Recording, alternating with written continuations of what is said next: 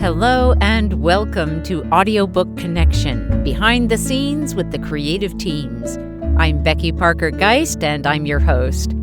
Audiobook Connection is your place to learn about the audiobook creative process and for authors to learn valuable tips on producing and marketing your audiobooks. This podcast is sponsored by Pro Audio Voices, helping great stories come alive through audiobook production and marketing. Thanks for joining me today. We're going to dive into some basic things you'll need to know if you're planning to narrate your own audiobook. Let's jump in. So, first of all, in evaluating the question as to whether you are the best voice for your audiobook, here are some things to consider. Here are some reasons why you might be the best choice for your audiobook. First of all, you might have a famous voice. People may know your voice and recognize it immediately or it might be a disjoint in terms of if someone heard you speaking, especially in the voice of the first person, if that's the way your book is written, and then hear someone else's voice, that could be a disjoint. Now, this is only going to be true if the listeners are well familiar with your voice. So if your voice is already very famous, or even if among your broad following, if your voice is very well known. I use as an example Barack Obama's book that he narrated himself. His voice is so well known that it would have been kind of weird to hear him speaking in the first person of the context of his book, to hear someone else's voice in that place.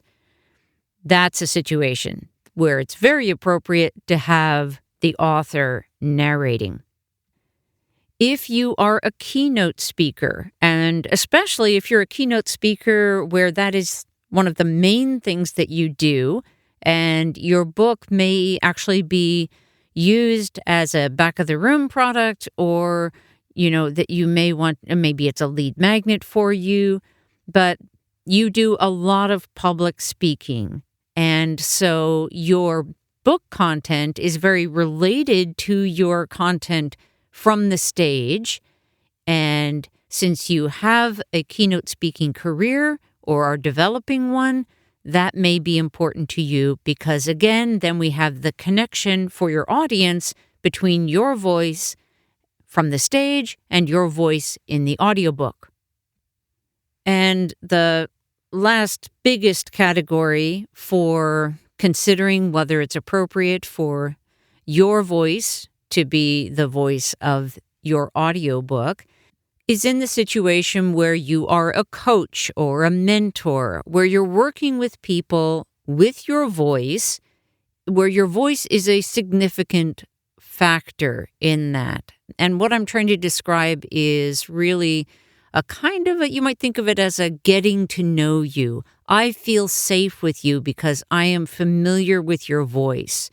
These are some situations where it could be important, not always, but it could be important in that trust relationship if your voice is going to play a significant role in that and you have a larger goal, such as coaching or mentoring. Many authors think that if you've written a memoir, that is important to be done in the author's voice, and I would say that is not a situation where it does need to be in your voice. Now, I also say that with a caveat. If, for example, your memoir is designed primarily so that your family and the following generations are not only get to know your story, but they're also going to be able to hear your voice telling that story, that would be a different situation.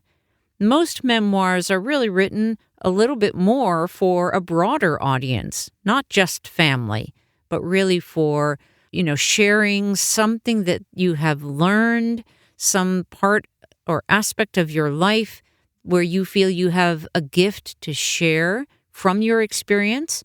And in those situations, then it doesn't matter so much that it's in your voice. So now let's look at what are some reasons why you might not want to be the person who narrates your own book. One is, and this is generally if you're considering it. If you're not even considering it, this episode is probably not as pertinent to you. But if you are considering it, some reasons why you might not want to narrate your own would include the fact that it takes a long time. Now, depending on the length of your book, of course, it's going to vary how much time it will take. But you should plan on it taking at a bare minimum, if you're just doing the recording and nothing else, no post-production or anything, just that recording, a bare minimum, you should plan on at least 2 times as long as you think the audiobook is likely to be when it's all done. One way to calculate that is to take your word count and divide it by somewhere between 135 or 175, depending on how fast you might read, words per minute. So you take your word count, you divide it by that number. You could just pick 150 as a very rough, generalized number. Divide that by 60, because the first number will give you just minutes, and now you want to know hours. Now you're going to know about how many hours the finished book is going to be, is likely to be.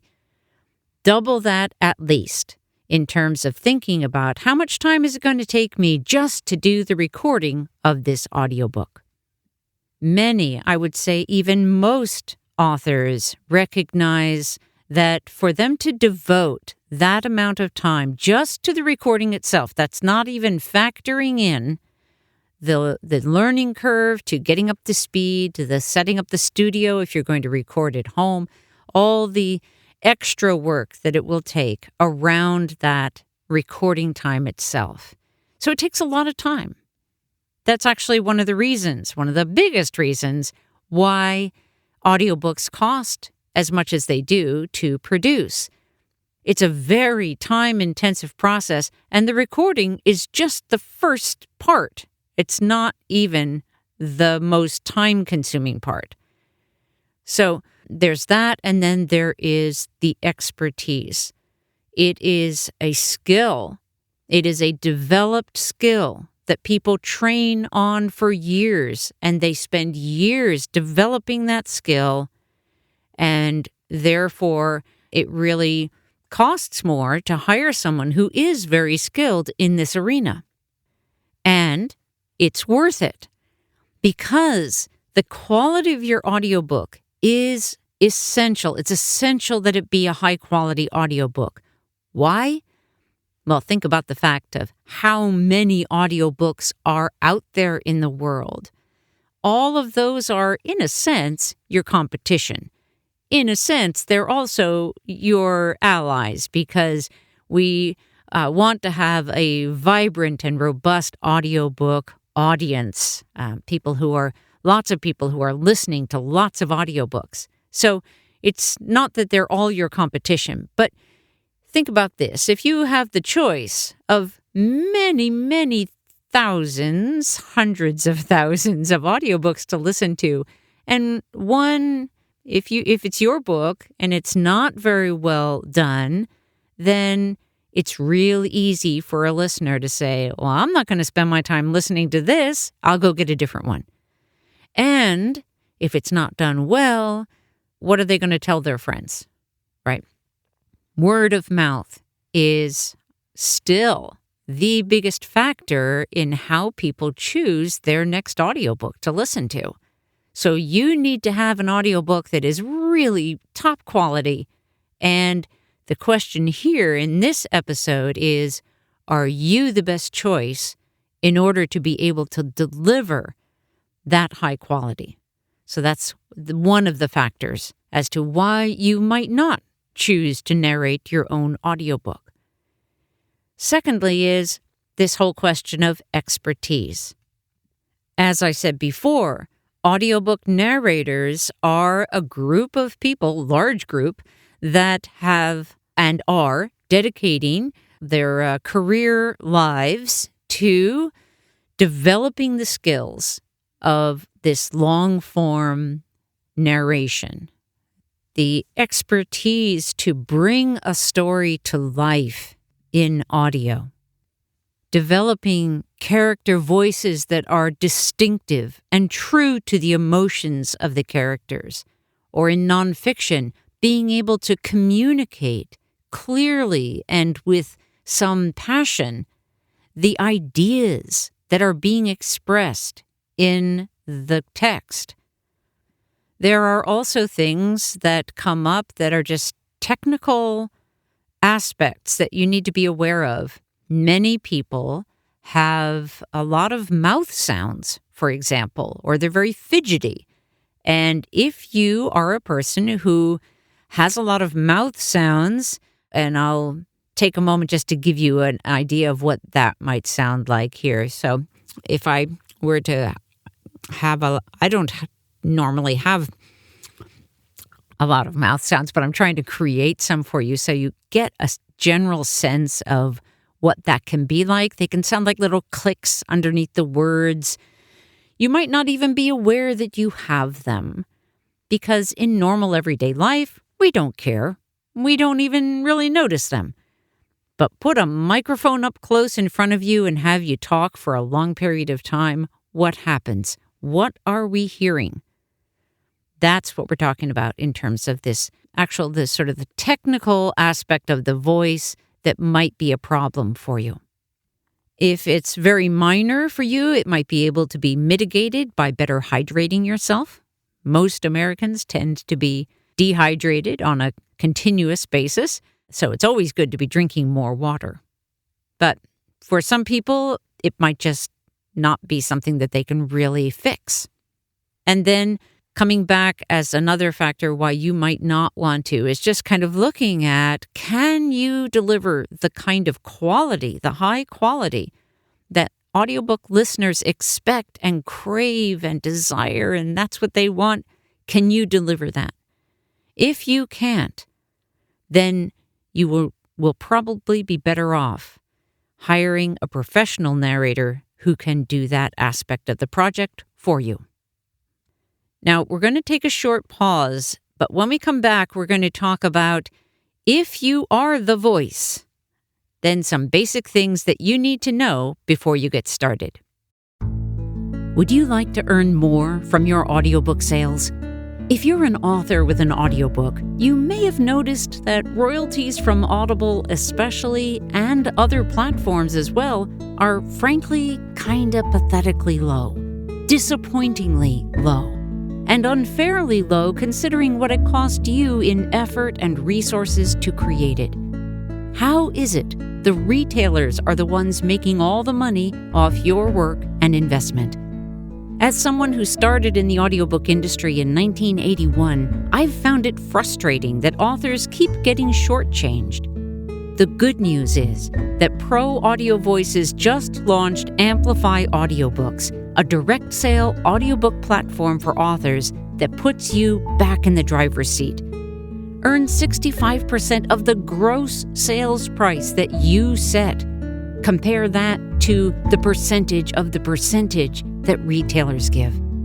Run promotions on schedule whenever you want. Create coupon codes. Build community with your customers, since you'll know who they are and how to contact them. Work with a caring, responsive, supportive team to help you succeed all along the way. Get help with marketing. Get paid weekly. We're helping audiobook authors who are frustrated by painfully low royalties and the barriers that prevent them from managing their own products and customers. Amplify Audiobooks is a direct sale platform that enables authors to earn much higher royalties and have way more control. We're disrupting the audiobook industry by putting authors first. Get started today at proaudiovoices.app or go to proaudiovoices.com and click on the Distribution Amplify link. Join the movement. Okay, so if you are the voice for your audiobook project, what are some of the key things that you need to know? Number 1, where are you going to record? You have a couple options. If you don't already have a place in mind, if you don't have like a friend with a studio, these are some other options that some people have and many don't. I'm going to cover the ones that pretty much everybody has. The first one is you could go to a professional studio locally and record there. In that case, you just need to be aware that the budget for your project is going to include the cost of that studio. That, can be quite a big budget item depending on where you are, which studio you go to, etc. The second main category would be setting up a home studio. In this case, there are a few things you need to attend to. The first is your physical space. First, you should ask yourself, do you live in a space or have a space available to you, maybe it's your office, where it is quiet, where if you stopped and just really, really listened, that it's very quiet?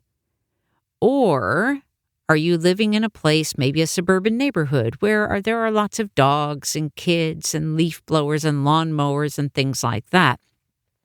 Do you live under the flight pattern of an airport? Yeah, you might. So that's one thing you'll want to think about. If you don't have a space like that initially, then you're going to want to consider going to a professional studio or even switching over to the idea of having a professional narrator. Okay, so that is thinking about the sounds from the outside. The other aspect of your recording space is going to be the inside of your home studio situation. Many people will record in like a walk-in clothes closet. It's kind of a great way to do it because you have a lot of soft goods around you. If you look at any pictures of what professional studios look like, you'll recognize that fancy foam, that like waffle foam that is very standard. So imagine if you have a whole bunch of coats around you and the floor is carpeted, then you're going to get closer to that kind of sound. So we think about sound from both keeping external noises out and also creating a really nice sound within. In general, you're going to want to be in a smaller room if you can be, and one with lots of soft goods, not a lot of hard walls or surfaces. Like the worst place you would ever want to record would be in a bathroom, for example, with all those hard surfaces. Great for cleaning, not great for recording, right? So think about that as in terms of the physical space.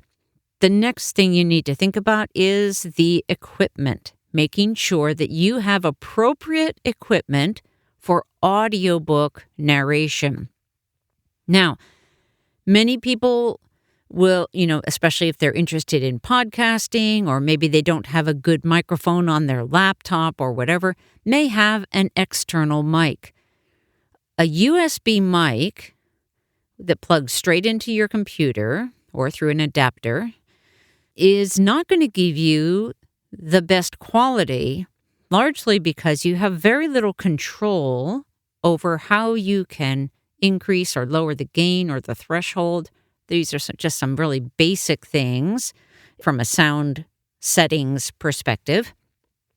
So you're really much, much, much better off with a microphone that uses an audio interface. It's a little box that goes in between your microphone and your computer. And you're also going to want to have headphones. Headphones are really important, especially in the audiobook process, because you are going to better hear what's actually happening when you have headphones. In addition to the microphone, of course, you're going to need a stand of some kind or an arm that's going to hold that microphone in place in front of you. And you'll need a pop filter that is going to help mitigate any popping sounds that can happen with P's and T's and the like. There is one other aspect of the process, and that is the software, or what we call the DAW, the Digital Audio Workstation. And that is what you're going to record into, the program that you'll record into on your computer, and you'll need to know how to use it to some degree. You don't need to know how to work all the bells and whistles, but you need the basic things on how to record, how to bounce files or save files, and then also how to back up and punch in where at the place where you want to change or start again, change something that you need to fix, or to just start up again. There are some basic things that you do need to know. I'll mention as a side note that when you work with a production team, like a producer, like Pro Audio Voices, we provide a home studio consultant to walk you through, guide you through all of this setup and preparation so that you have everything just the way you need it to be to get the best sound that you can get in your space. Okay, now moving on, let's say you've got your studio all set up. Now you're ready to get recording. Here are some things that you'll need to know. You'll want to read like it's conversational, like you're talking to somebody, not like you're reading a book. This is, I would say, probably the hardest thing for everybody. Authors, narrators, this is the hardest thing right here. It's actually the delivery, the expression of the story, to keep it engaging, to have that energy and interest that we as listeners really love. It's like if your best friend is telling you something for the first time and they're excited to be sharing it, or they just know how important it is, or they're telling you a story and they're very present with you, and you can feel that presence. So I'm going to give you a couple examples here. I'm going to read a very short paragraph from a book, nonfiction, and I'm just going to read it as best I can how many people might read it, not how I would normally read it, and then I'm going to read it how I would read it, okay? Albert Einstein once wrote, "Everything in life is a vibration.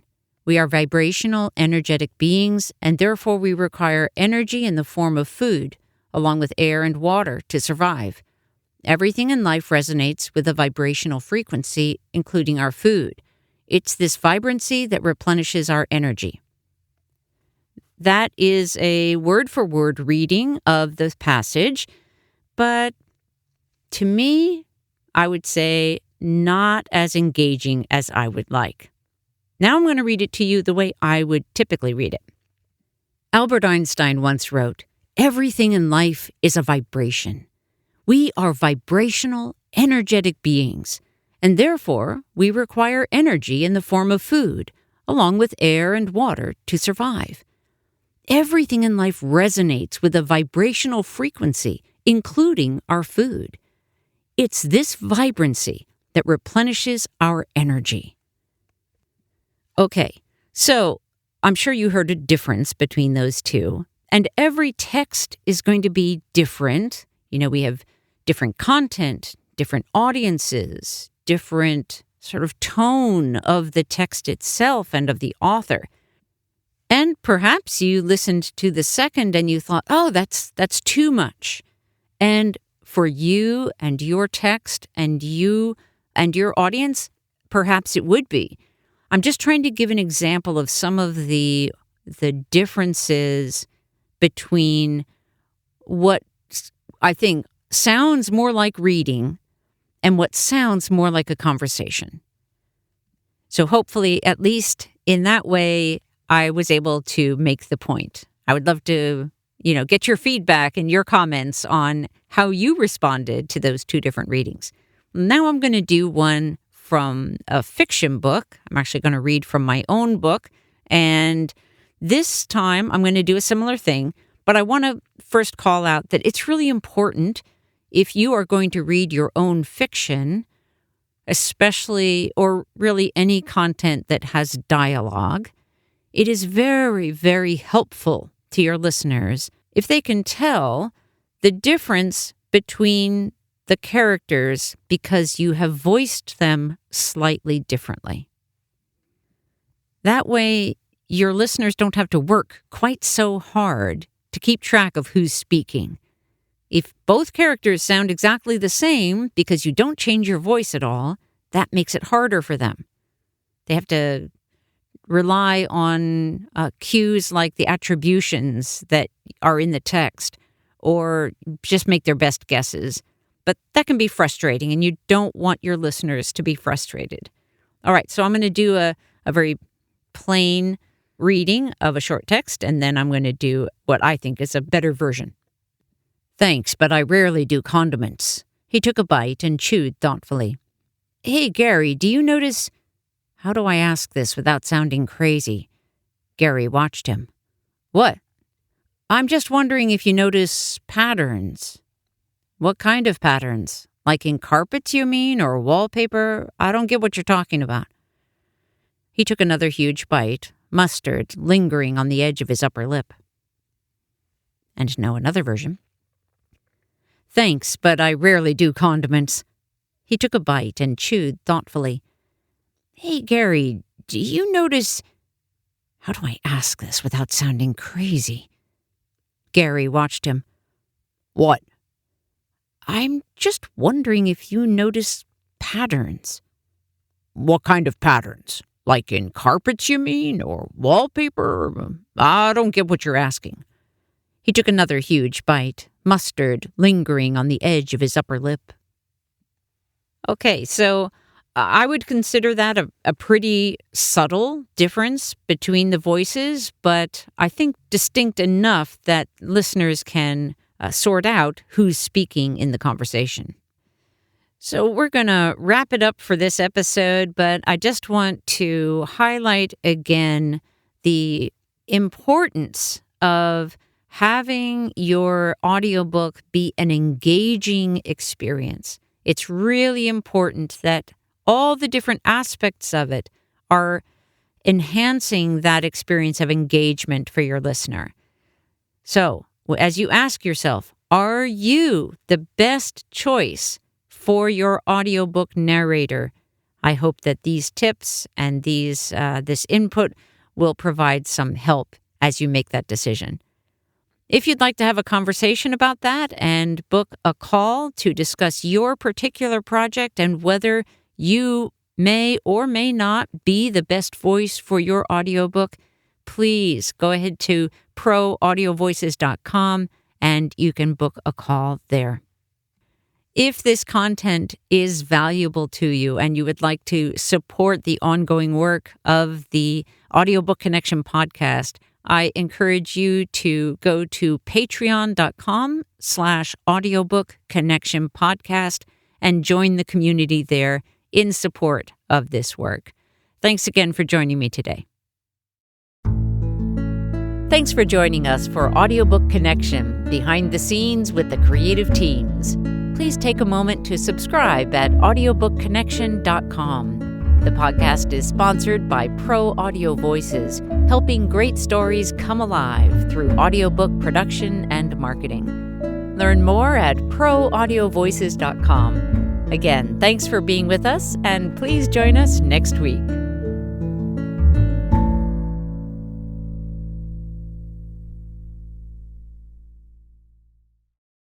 This podcast is a part of the C-Suite Radio Network. For more top business podcasts, visit c-suiteradio.com.